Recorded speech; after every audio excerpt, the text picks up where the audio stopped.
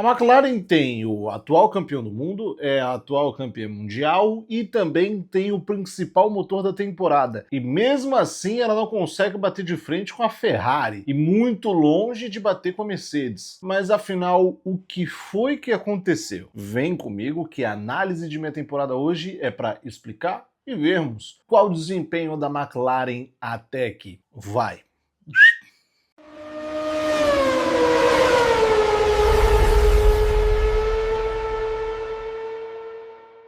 Um erro que eu vejo muita gente cometendo logo de cara. Eles falam, eles são atual campeão mundial. Ah, não existe isso de uma equipe de uma hora para outra deixar de ser boa. Então, mudança de regulamento é isso. Quando eles fazem essa mudança gigantesca no regulamento da Fórmula 1, é justamente para reembaralhar as forças. A McLaren de ontem não é a de hoje. O motor é diferente, a aerodinâmica é diferente, por mais que os dois pilotos e as duas equipes sejam a mesma. Mas isso é completamente diferente do ano passado. A McLaren do ano passado não deve entrar em comparação com a desse ano. E uma coisa que, acompanhando a equipe nesse ano, a gente pôde entender que a McLaren ela tá perdida. Muitas vezes ela trouxe atualizações para o carro no qual não faria sentido para ela. O carro é muito sensível, tem uma janela de operação muito pequena. Então quando se compara com a Mercedes, que é a equipe de ponta que tem o mesmo motor do que ela se perde, ela não consegue performar com o seu carro igual.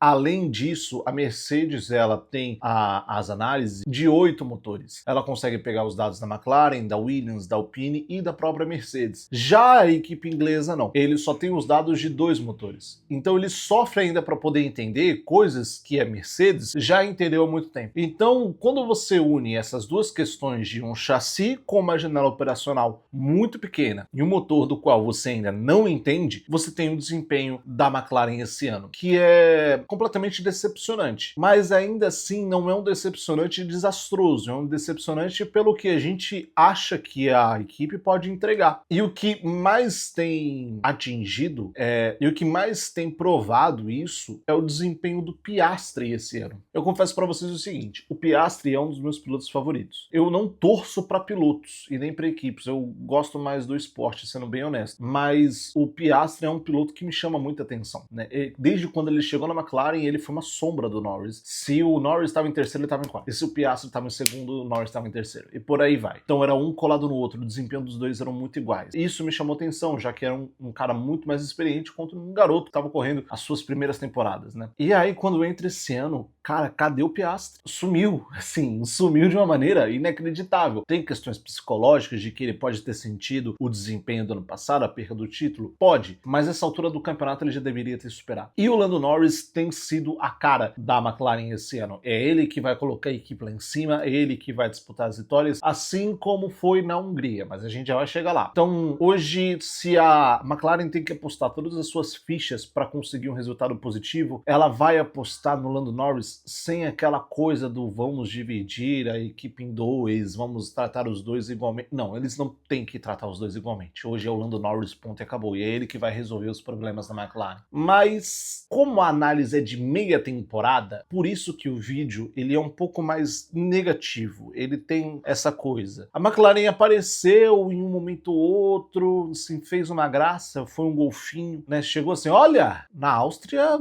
treino livre, ela tá lá no top 3, e não foi tanta coisa assim. No Japão, chegou sim, pódio, né? Quase ganhou uma corrida ali, mas existia um cara chamado Kimi Antonelli também, que era outra coisa. Não larga na China, Piastri bate na Austrália logo na estreia, então é um ano que vem sido difícil. Porém, a Hungria trouxe um pouco de esperança para a McLaren. Não só porque Lando Norris, pela primeira vez, vence como campeão mundial, mas também porque naquela corrida eles trouxeram o que vai ser o carro até o final do ano e quem sabe até o final do regulamento. Eles alteraram a ideia, eles mudaram o conceito de carro do qual eles queriam evoluir, vendo as outras equipes, vendo os concorrentes e conseguiram chegar no lugar onde o carro corresponde, onde a janela janela de operação dele é maior. Você não precisa de um final de semana perfeito para ser competitivo. Ou algo que a Juliane Serrazoli falou, que as mudanças que trouxeram da asa dianteira e as outras alterações que vinham já trazendo a McLaren, que agora o carro todo conversa com um novo conceito aerodinâmico. E você vê que ele realmente é mais equilibrado. O Piastri conseguiu mostrar um pouquinho mais de ritmo. O Lando Norris ganhou uma corrida. E talvez a Ferrari hoje precise se preocupar mais com a McLaren do que com a Mercedes. E não acharia estranho se a equipe papaya chegasse com muita força já na segunda metade do ano, quem sabe disputando as corridas junto ao Kimi Antonelli. Se você concorda comigo, eu quero saber o seu comentário, eu quero saber o que você achou da McLaren até aqui, então deixa o seu comentário aqui embaixo, fique à vontade, eu vou ler todos os comentários e respondê-los, sua opinião é muito bem-vinda. Além disso, lá no meu canal do Instagram e do TikTok, eu posto todos os dias essa mesma análise, só que dos pilotos. Serão 22 pilotos em 21 dias. E os dois últimos vídeos foram bem legais, viu? O pessoal gostou bastante, há discussão, então quero que você veja lá também. Não se esqueça de se inscrever. E aqui no Diário de Pista, além de análises, também temos histórias. Então não se esqueça de ver nossa playlist de histórias, que lançamos o vídeo do Dale Earnhardt e como a sua própria teimosia sentenciou a sua vida, mas ainda assim é uma das grandes lendas do automobilismo, como o Alonso gerou o Spygate. Eu sei que você conhece alguma dessas histórias, mas o meu jeito de contar vai fazer você ver de novo. E não se esqueça, eu sou Yuri Valentim e esse